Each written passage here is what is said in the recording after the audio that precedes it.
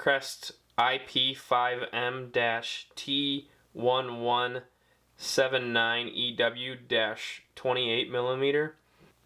I purchased this camera on Amazon, and Amcrest sent me an email saying that if I do a review on the camera, they will reimburse me the cost of this camera.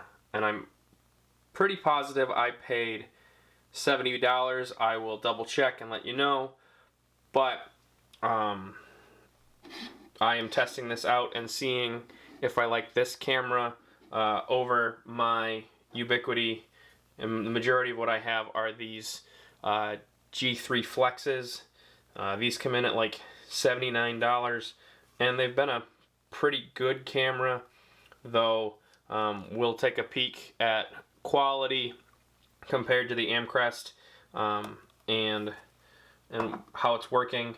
What we get in the box is a security notice about firmware, a warranty with unlimited lifetime technical support, a sticker where we can stick to the wall and figure out where we need to drill holes to go ahead and hang the camera.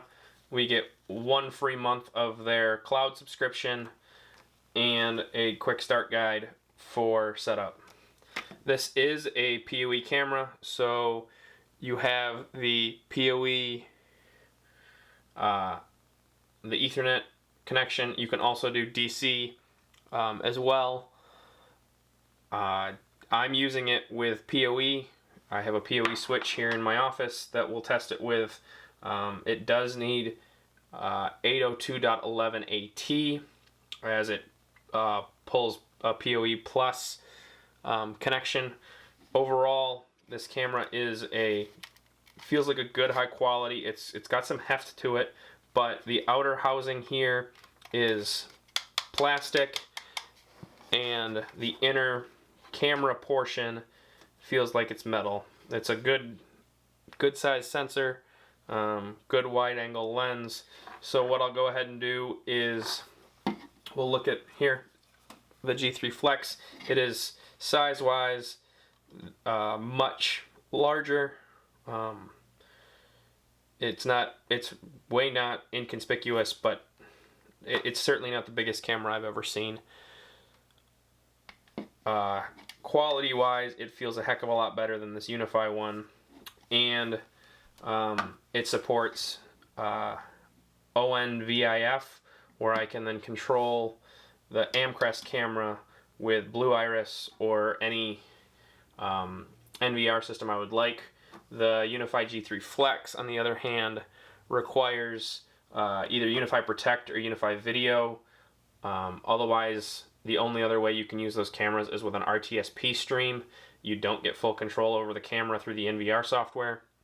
So that is a downside of the Unify camera. What I'm going to go ahead and do now is hang the Amcrest, or set the Amcrest up so we can see it along with the Unify camera, and we'll see the quality of those cameras. So we're connected now to the Amcrest camera. This is the internal web page of the camera. That's all we're going to connect to now. So we'll go ahead and log into the camera,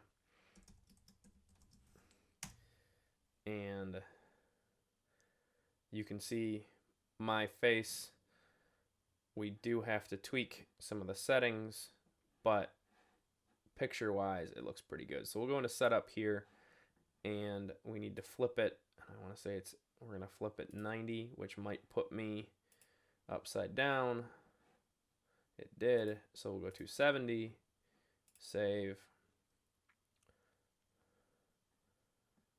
and there I am. But what we could do is we could also just tweak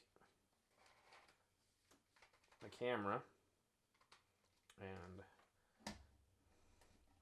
now at this point I'm again flipped. We'll try 0, and okay, I'm upside down, so 180, save.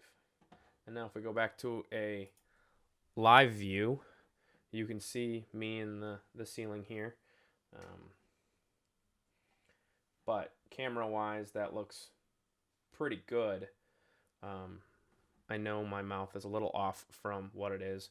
We'll go ahead and I'm going to go ahead and record a little bit. We'll record here at the end a little bit of what the mic sounds like on the camera and get that in as well. So quality wise, it's quite nice. We'll kick all the lights off here, which it is daytime here in the at this point, but and it doesn't help my monitor's on, but it still has a pretty good look at me.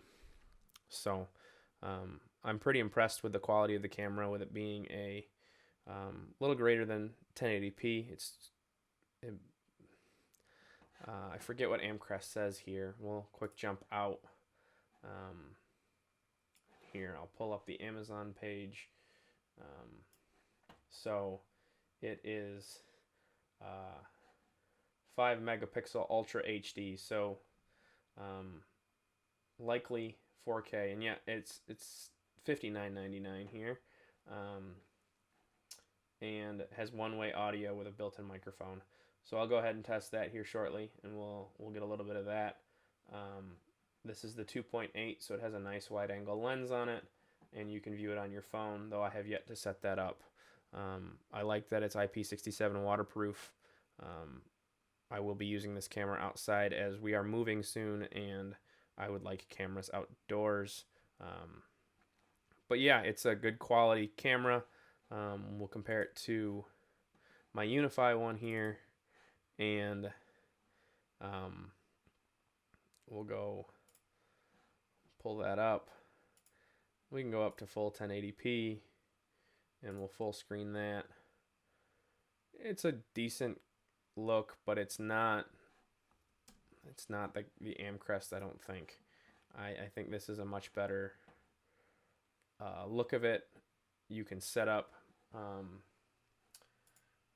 different recording places. You can change its exposure. You have more options here in the Amcrest camera than you do in the Unify one. So you can change its configuration. You can tweak video, where you can save it as H.265 versus H.264. You can change its resolution and tweak that. Many more options than the Unify one, where we only had 720p and 1080p. So if we want to do a head-to-head of those two, we'll quick flip it to 1080p and hit save, and then we'll go back out to live. And this camera it's so much better with its wide-angle lens. So now, yeah, the Unify camera probably does win, but it's still kind of washed out here, as you can see. And yeah, my face is washed out. You can kind of catch the print on my sweatshirt. That's not really an issue.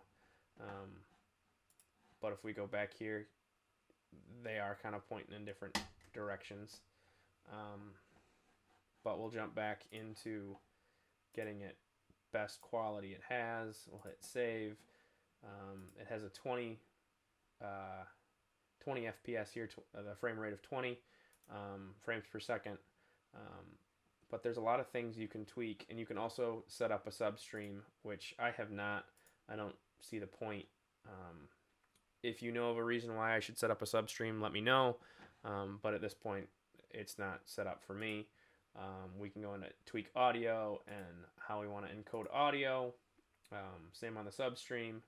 And there is a way to tweak the microphone volume and set up a noise filter. So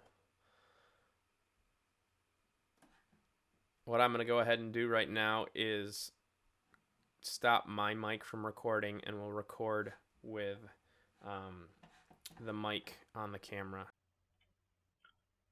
This is a test of the audio and the microphone on the IP5M Amcrest camera. If you like this video, please hit the thumbs up button and consider subscribing to the channel. Also, click the bell icon for notifications on when I post new content. Thanks for watching. We'll catch you in the next one. See ya.